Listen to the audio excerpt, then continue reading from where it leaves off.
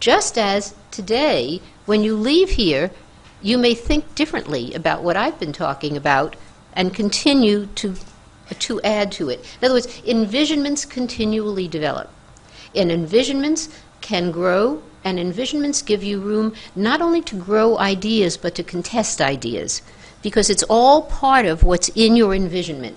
Do you see? Right in it are questions you have and disagreements you have and the why you have it. It's right there.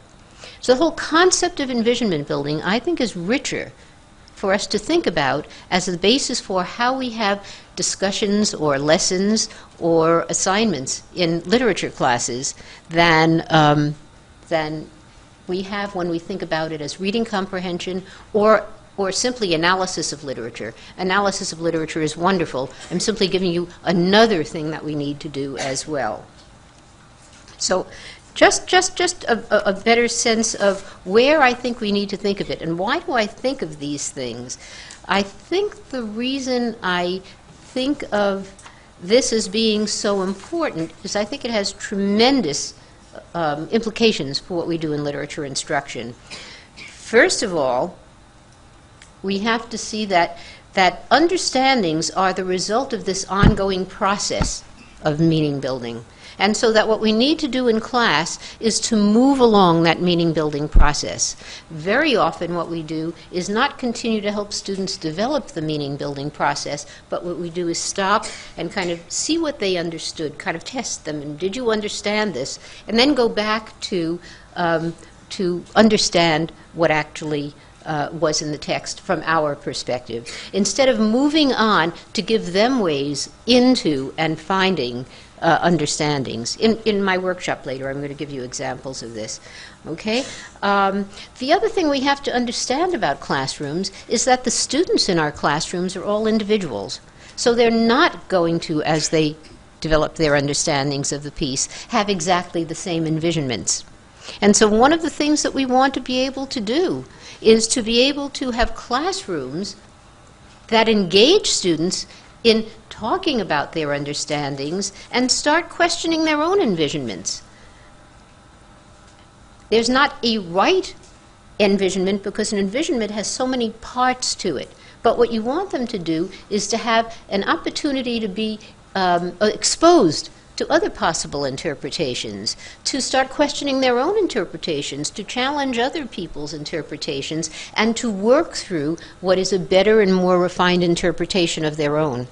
And if they're going to learn received interpretations, then we can talk to them about the received interpretations and compare it to the ones that we've put together.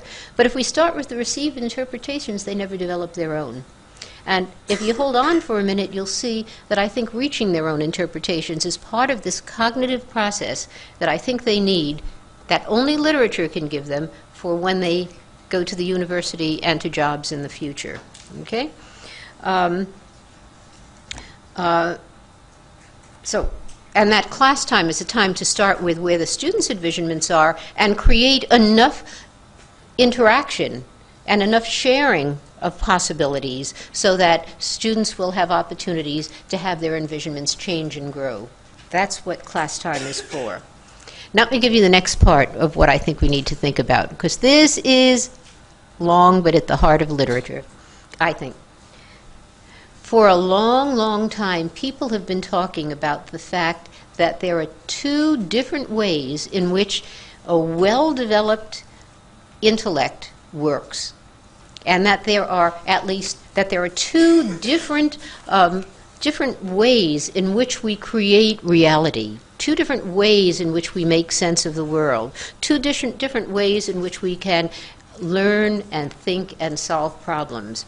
And one of them, and Jerome Bruner, Suzanne Langer, James Britton, Louise Rosenblatt, are just some of the names of the people who have actually brought up some of these ideas, if you're familiar with them at all. But essentially what they say is that one way of constructing reality is very analytic. It's separate from you, something that you can look at in a logical way apart from you and react to and analyze and deal with this way. It's a very logical approach, a very objective approach to creating reality. The other way is having something very close to you and having a sense of how it feels and seems and appears from within, a much more personalized, subjective reality. So you have an objective and you have a subjective reality, both of them. One of the things that schools has tended to do is to stress and reify the objective reality. And we don't necessarily have a way of thinking about what that subjective reality is. And what I've been talking to you about, and I know I'm getting very theoretical, is that in the reading of literature, the way I was talking about when you get inside the books and actually live through the characters and develop your envisionments, those are the times when you're very much involved in what is a subjective reality. That subjective reality, I think, gives you a way of solving problems and approaching the world that are equally as important as the objective, and that to be really good in life, everyday life, in our family lives, but in our work lives, in our intellectual lives, we need to be able to do both. So let me tell you about the, so I'm going to jump for a minute. There are studies that have been done. I occasionally check to see how much I want to give you extra talk and how much I want to keep to it. There are a number of studies that I think are fascinating. One of them is a whole series of articles and then a number of books that was written by a man whose name is Jerome Groopman. He is a writer right now, and he's written a variety of books that I think are absolutely fascinating about doctors. And what does he write about? He writes that physicians, when they're trained, he doesn't use any of the language I've used thus far, but he's really fascinating. He says that when doctors are trained, they learn certain kinds of protocols for making diagnoses. Think about this next time you go to your doctor's office. Certain kinds of protocols for making diagnoses. So you look for certain traits, certain conditions, certain behaviors, certain manifestations. And when you see them, these, those, and the others are likely thus and such. And so they think of what the diagnosis might be because you see certain manifestations. And doctors learn these protocols to go through so very well and hold it out there. They learn how to analyze very, very well. But what happens is sometimes, and the point for his making, is what happens when those don't work. It doesn't work, it doesn't work, it doesn't work. Okay? And we all know people who have had problems where they just couldn't get a diagnosis that led to a treatment that worked. And it could have been, he says, that the diagnosis wasn't the correct diagnosis in the first place. And we also know people who have had those problems. Hopefully none of you. But it's true. What he did study, and he's a physician who continues to be a practicing physician as he writes, what he said is that what he's noticed is perhaps they've been so well trained in doing these protocols that they don't know how to break out of it. And that he finds that when some physicians break out and stop doing those protocols at all and start asking a whole different set of questions, when they start thinking out of the box and when they start thinking about how some of the manifestations that they're seeing now might have played out in very, very different situations with very different kinds of patients, with very different, sometimes they even look in everyday life, not necessarily in a medical situation. They sometimes come up with a way to reach a potential diagnosis that they can test. That is your breakthrough. The real creative thinking that lets you move out of the box. Do you hear what I'm saying? From my perspective, I'm going to tell you in a minute, this is part of what you learn to do when you're doing the kind of literary thinking I've been talking about. Another whole series of studies that I think are absolutely marvelous have to do with computer repair people. I could tell you lots of them, but I'm just giving you these because I think they're memorable. Computer repair people who come to, the people who come to repair very, very intricate computers, very complex computers. Again, they have a set of systems that they go through, check systems, in order to see if what the problem is, what the nature of the problem is.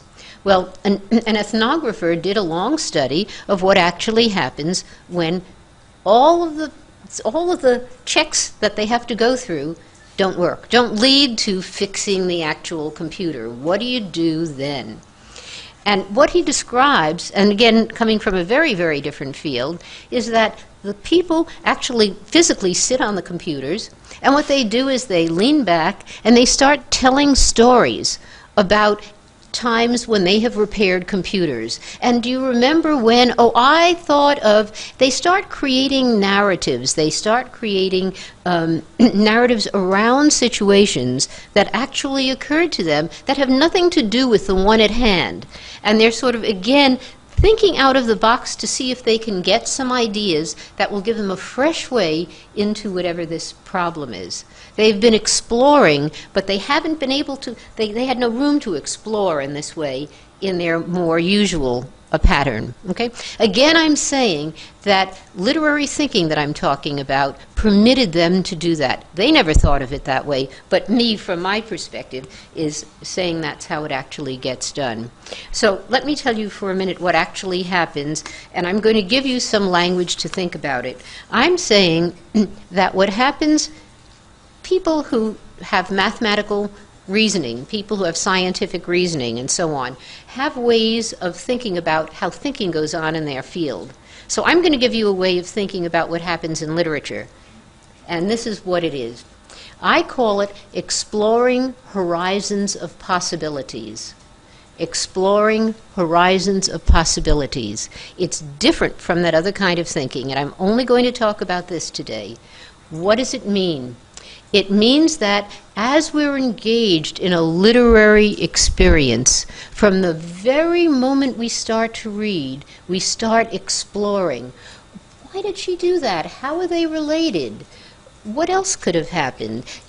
In literature, there always is the untold part of the story that we want to unearth.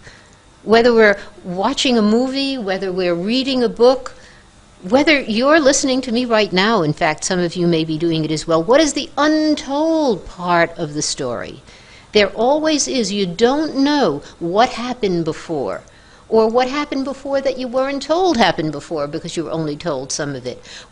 And the moment you start turning every bit around, as soon as you start doing that, what you start doing then is changing the possibilities for where that whole piece of literature is going to take you.